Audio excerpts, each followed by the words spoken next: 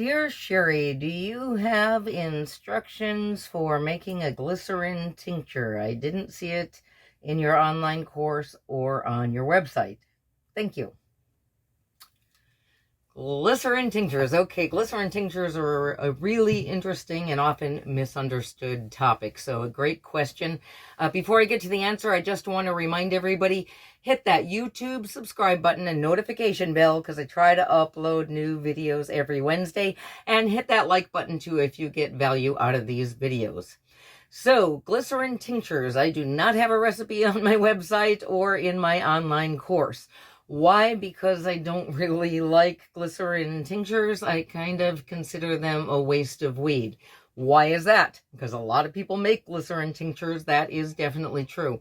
Why? Because glycerin is not really a great way to infuse cannabis, or it's not a good solvent for cannabis.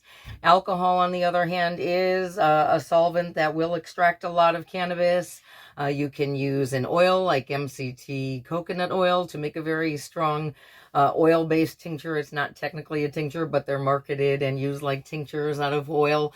That's fine, but glycerin only absorbs about 1/3 of the cannabis of, say, alcohol. So that's a whole lot of cannabinoids being left on the table when you're trying to make a tincture with glycerin. Now, I'm going to have some links in the comments below that you can check out. I know that Ardent Cannabis put this to the test, so they have lab tests to show this. In those tests, they were comparing glycerin with propylene glycol for making vape juice, but it really doesn't matter what you're going to do with your glycerin tincture. Glycerin just, the bottom line was, it was just not very good at binding to the cannabinoids and infusing the cannabinoids or extracting the cannabinoids, whichever term you want to use. It's just not the best medium, so I think glycerin is really wasting weed. Likewise, I don't make glycerin tinctures, and I don't recommend them.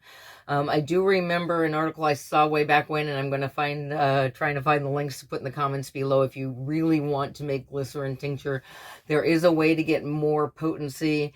It was a lot of trouble. It was a very wonky and scientific article, and you had to infuse it and then re-infuse in different temperatures, etc. I'll try to find that link if I still can. For me personally, it seemed like a whole lot of trouble to go to when there were just better methods than glycerin to use. So that for me was the bottom line. I hope this helps. I'll see you all next time. Eat your weed.